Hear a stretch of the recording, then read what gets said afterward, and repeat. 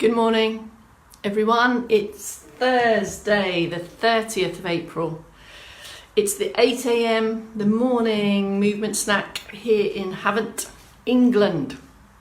If this is the one you want, we'll be going with the snack in about 4.5 minutes. If you'd like to stay and listen to the preamble, the broadcast, or you might want to turn the volume down, or you might just want to scroll across, skip this next 4 minutes and get straight to the movement snack. But for now, I have a responsibility to say hello, good morning everyone. Scotland, Wales, Dagenham.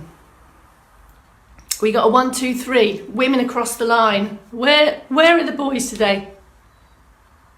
Yes, 4 actually, no 3. Dawn, David, Maddie, all in. Where's the usual doorman? Incredible. Okay, thank you, George.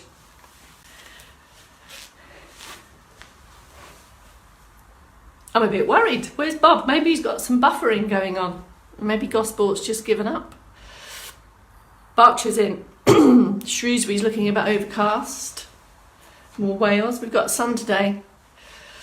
The weather's changed on the phone. We did have 7 days of rain, but now we got some little clouds and sun. Somerset is in. Hello. Porchester just up the road. Hello, Sonia. Oh, trouble with my kneeling today. Come on, everyone. It's Thursday. It's the power snack. Good morning, Carol. From sunny-ish Hove. Dawn's telling me that Bob opened up, but then he had to go run an errand. Italy, good morning. Kathy, hello. Yes, Bob's got some buffering problems. Hello, Leslie. How's the weather in Italy? We've got a sun emoji, so perhaps some sun. Here's the second doorman from Gosport.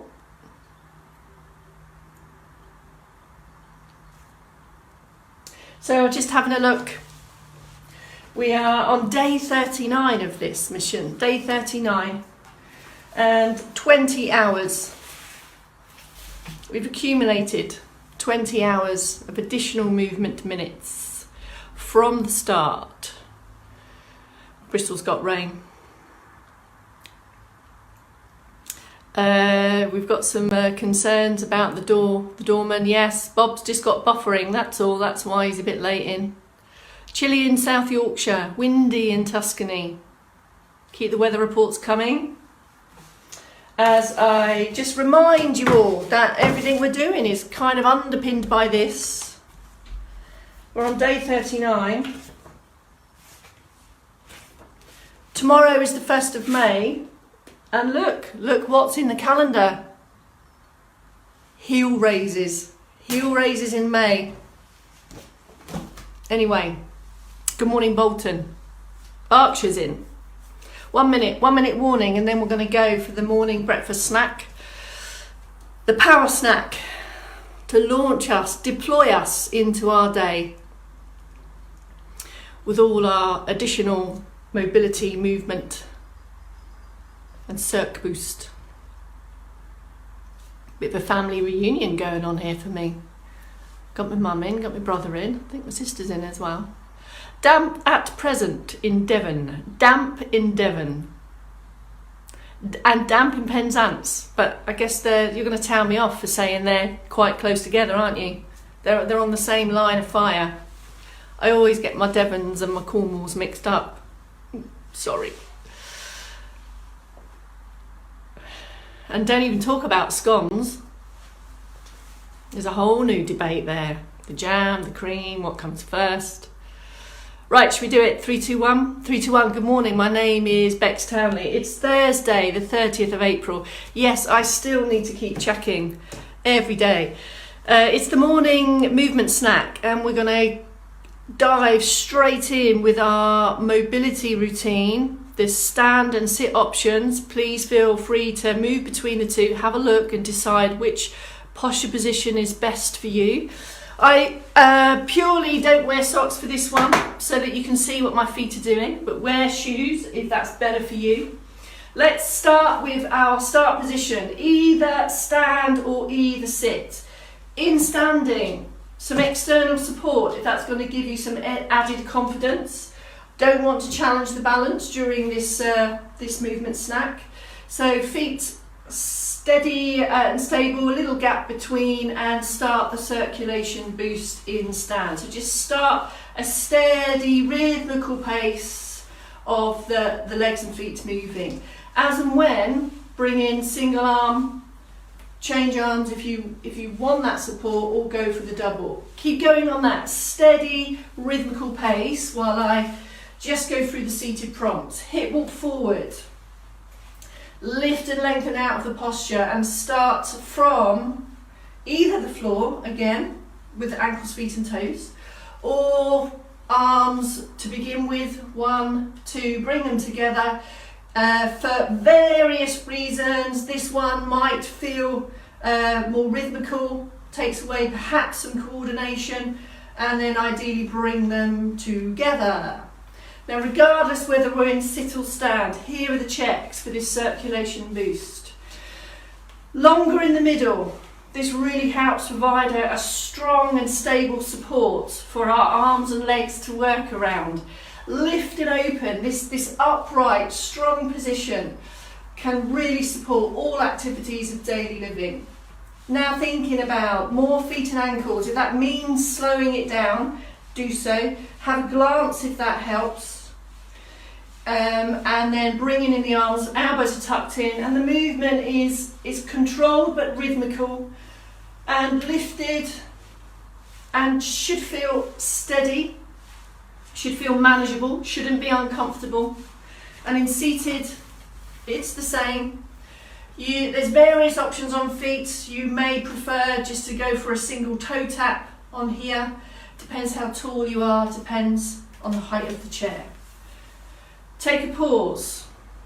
A minute and a half maximum. This circulation boost just serves to do that, to increase the blood flow, get the oxygen to the brain and all the body parts in preparation for the mobility routine.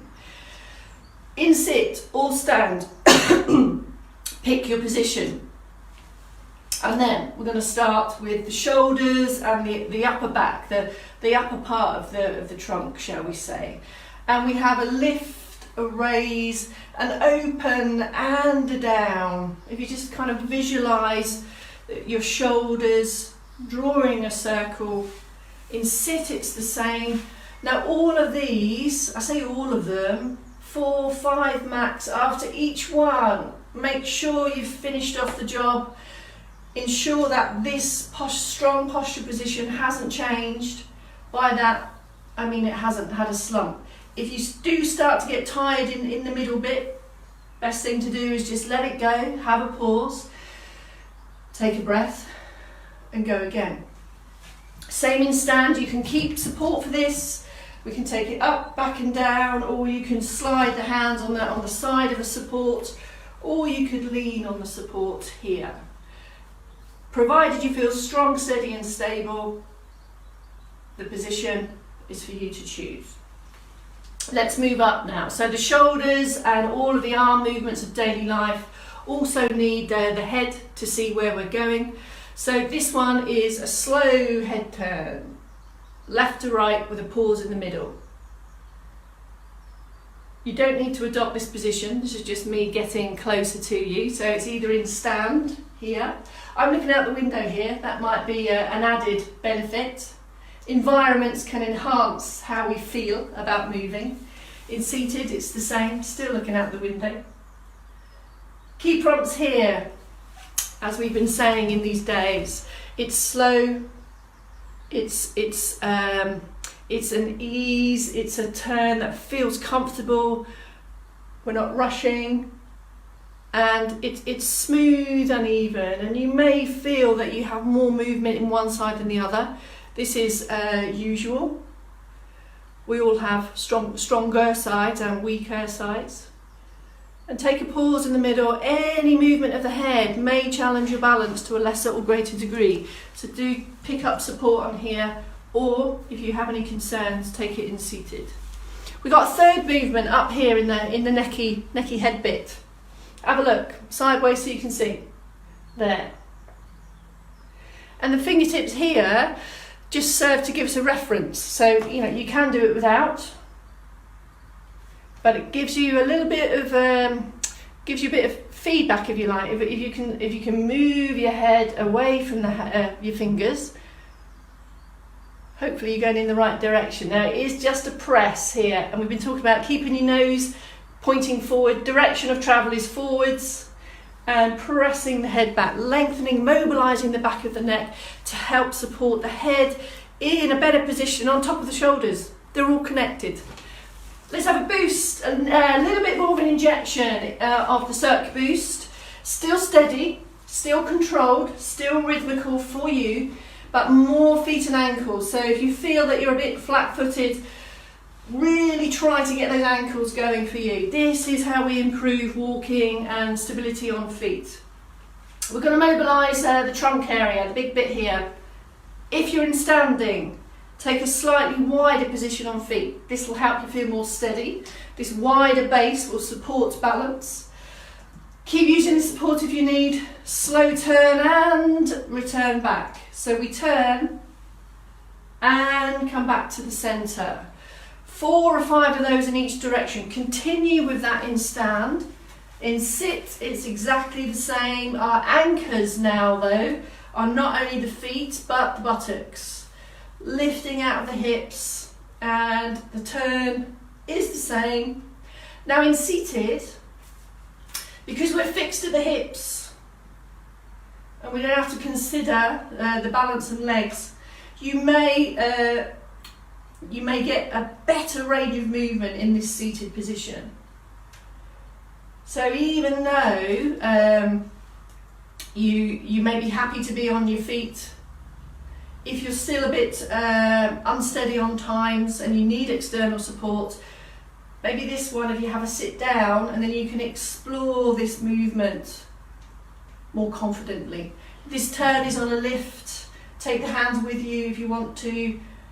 This is everything about turning, moving, getting over in bed, getting out of the bath. Almost every activity in daily life is going to require some turning of the trunk. Let's have a look at the side bend. Support again. Any movement of the head or any movement away from the middle of the body may challenge your balance, so do use this support. Wider stance again in stand. When we've talked about the supporting part and then the moving parts. The moving part goes down and up, alternating, and the hips are staying still. So I'm going down and up again. Pause in the middle. May want to have a little pit stop here. Lift and lengthen, and then to the other. 4 or 5 in each direction. Continue with that. Consider the strong support that the posture offers. In seated, it's the same, but as always, we're now considering the anchor, the buttock part. So get in contact with your glutes, give them a squeeze, even weight across both sit bones as you take that bend. And you're bending and coming straight back. And you should feel the same level of effort with the down and the up.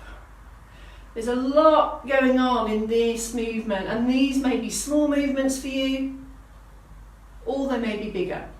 It's really individual. Take a pause, have a release. Let's have a little bit more arms, so let's take a more controlled, slightly bigger, not faster, just bigger. Here we go, tuck the elbows in, a little bit more shoulder action, and a little bit more circ boost here. We're on ankles, here we go, standing option. No, I can hear you shout, no Bex, you forgot the back extension. Thanks for reminding me. Here we go. Upright. more upright than you ordinarily do, and then if you can, an extra extend and come back.